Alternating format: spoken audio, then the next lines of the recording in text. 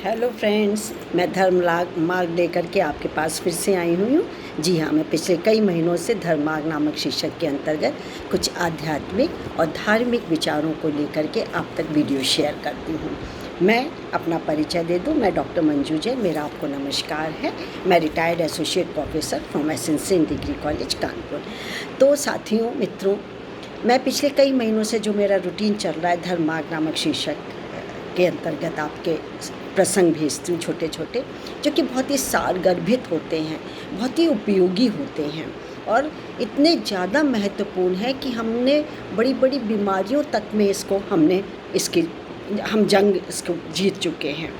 तो आज भी लोग मानते हैं, हम और आप तो नहीं, जो तर्क देते हैं, जो रीजनिंग मानते हैं, यानी वैज्ञानिक भी ये मानते हैं कि कहीं ना कहीं अच्छे कर्मों का फल हमें मिलता ज़रूर है। और ये कर्म कहाँ से आते हैं, आपकी बुद्धि में कहाँ बैठते हैं?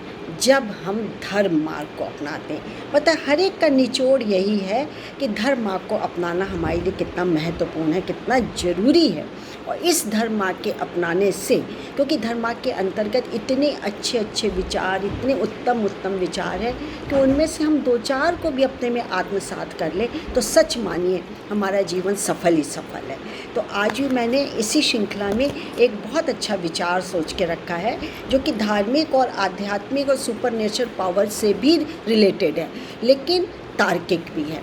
तो चलिए शुरू करते हैं। और इसका शीर्षक है सत्कर्मों का संचय करें, यानी अच्छे कर्म करने हैं।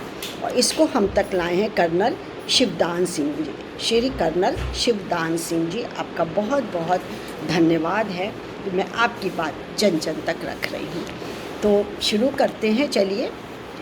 कर्म का लेख मिटे ना भाई, है ना, चाहे कोई लाख करे चतुराई। ये भी तो है इसके आगे। जी हाँ, 50 के दशक में उपरोक्त लाइन हर आदमी की जुबान पर होती थी, यानी लोग कर्म करना चाहते थे, अच्छा कर्म करना चाहते तो इसी से अपने जीवन को नियंत्रित करते थे। लोग जीवन में इसे हमेशा याद रखते थे और अपने आप को गलत कर्मों से दूर रखते थे। धीरे धीरे दशक बीतते गए तथा इस लाइन का असर भी कम होने लगा। लोग भौतिकवाद में घुसते गए तथा अच्छे बुरे कर्म को भी भूलते गए। इस अंधे भौतिकवाद ने इंसान को मशीन बनाने की कोशिश की है, परंतु यह हो नहीं सकता। मनुष्य को अपने कर्मों का हिसाब देना पड़ता है, ऐसा हमारे धर्म ग्रंथ भी कहते हैं। आज के लोग अपने आप को विज्ञान के युग का मानते हैं तथा हर तर्क को विज्ञान की कसौटी पर कसते हैं या परखते हैं। ऐसे लोगों के लिए घटना इस बात को सत्यापित करेगी कि मनुष्य को अपने कर्मों का हिसाब देना पड़ता है। अमेरिका में एक महिला बीमारी से ग्रसित थी, बीमार हो गई थी। उसका इलाज किसी चिकित्सक से नहीं हो रहा था, कोई डॉक्टर नहीं सफल हो पा रहे थे, नहीं कर पा रहे थे। आखिर में उसको एक मनोचिकित्सक के पास लाया गया। उस मनोचिकित्सक ने उस महिला को सम्मोहन विधि के द्वारा, हिप्नोटाइज करते हैं ना उसको, उससे उसके जीवन की अनसुलझी गुत्थियों के बारे में पूछा, जिससे महिला ने अपने पुराने 89 जन्मों का ब्यौरा उस चिकित्सक को बताया। Oh my God! चिकित्सक ने उसके कुछ जन्मों को सत्यापित कराया, जो कि सही पाया गया, मतलब उनको वेरीफाइड भी किया। ऐसे हवा में बात नहीं उछाली गई। रहस्योद्घाटन में उन्होंने यह माना कि उक्त महिला पूर्व जन्मों के कर्मों के हिसाब से अगले जन्म में सुख या दुख भोगती गई तथा इस जन्म की व्याधि भी पूर्व जन्म के कर्मों के कारण ही थी। इस घटना के बाद उस महिला के जीवन में बहुत बदलाव आया। अब जब यह वैज्ञानिक कसौटी पर खरा उतरा है तो हमें भी इसको मानकर अपने कर्मों के बारे में यह सोचना चाहिए कि यह किसी प्रकार से बुरे कर्मों की श्रेणी में तो हम नहीं आ रहे हैं, या हम करते हैं।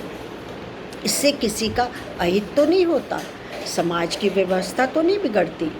रामचरितमानस में भी कहा गया है, कर्म प्रधान विश्व रचि राखा, जो जस कर रही सो तस फल चाखा। जैसा जिसने किया वैसे ही फल उसको मिलेगा। हर व्यक्ति अपने बुढ़ापे के लिए पैसा, धन, दौलत संचय करके रखता है। तो उसी प्रकार हमको भी अपने अगले जन्म के लिए अच्छे कर्मों का संचय करना चाहिए। इस सत्य को जीवन में आत्मसात कर लेना चाहिए कि कर्म का लेख मिटे ना भाई, चाहे कोई लाख करे चतुराई। कितना सुंदर है। तो मित्रों, युवाओं, मेरी आपसे गुजारिश है, ये हाथ जोड़ के गुजारिश है कि आप धर्म मार्ग को ज़रूर अपनाएं। आपको सच मानिए, आपका शारीरिक और मानसिक स्वास्थ्य हमेशा अच्छा रहे, आप हेल्दी फील करेंगे।